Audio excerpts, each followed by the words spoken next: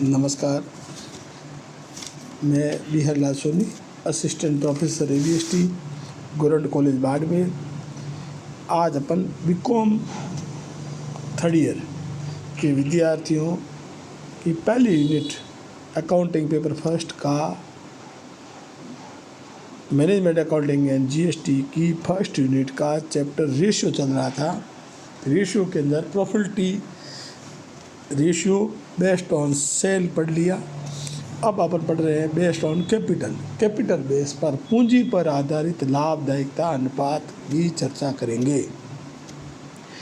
पूंजी पर आधारित लाभदायकता अनुपात क्या है? पहला है return on capital employed,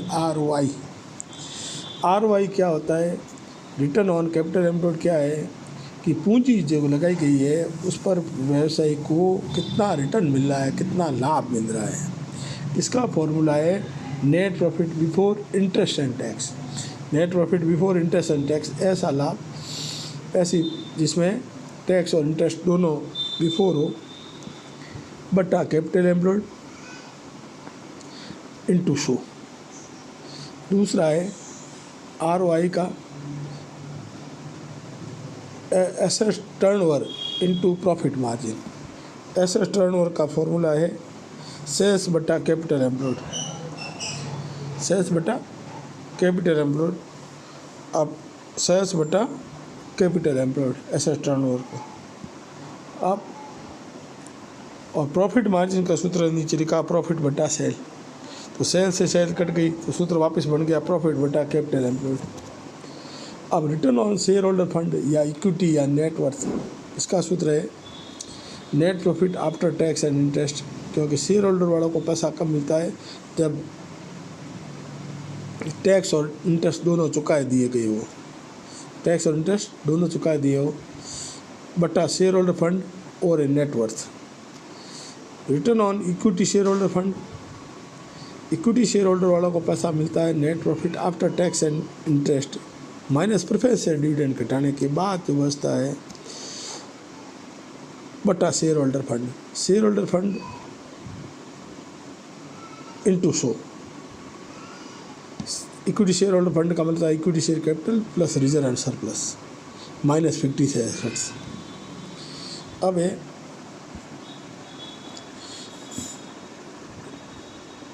return on total assets. Return on total assets में सूत्र है नेट प्रॉफिट आफ्टर टैक्स बटा total assets into show. Capital employed,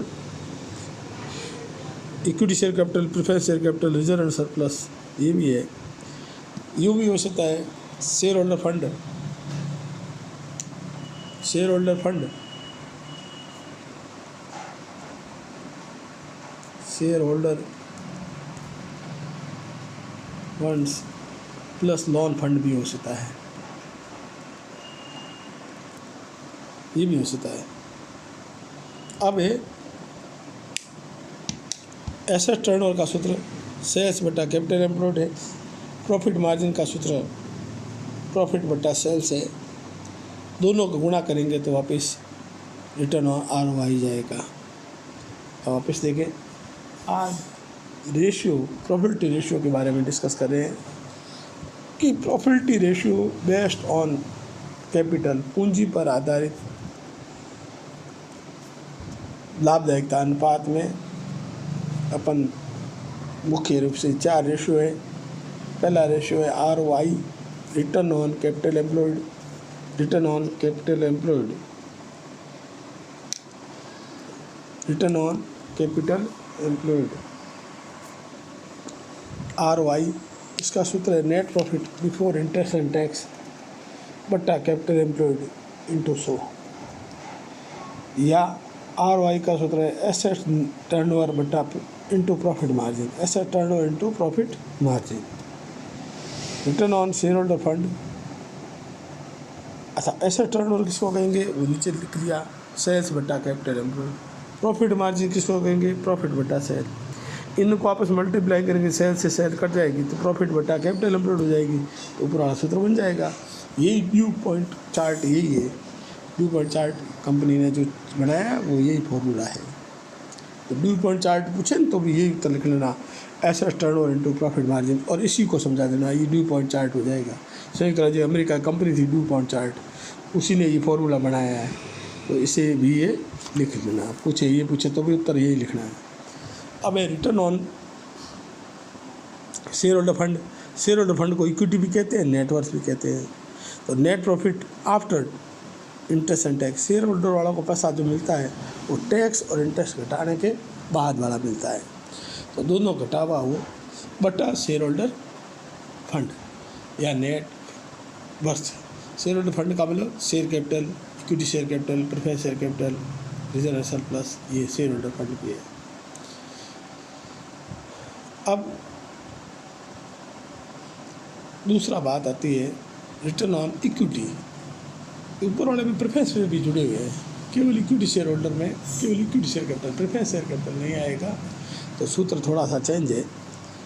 net profit after tax तो है ही, आफ्टर टैक्स है, इसका मतलब आफ्टर इंटरेस्ट भी है, minus preference share dividend, PS dividend वाला प्रेफरेंस शेयर डिविडेंड घटाने के बाद बचता है, वो इक्विटी वाला का होता है, वो घटा दिया, बटा equity share holder fund.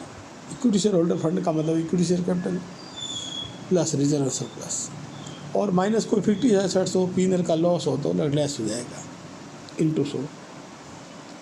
Return on total assets, इसका सूत्र है नेट प्रॉफिट आफ्टर टैक्स बटा टोटल एसेट इनटू 100।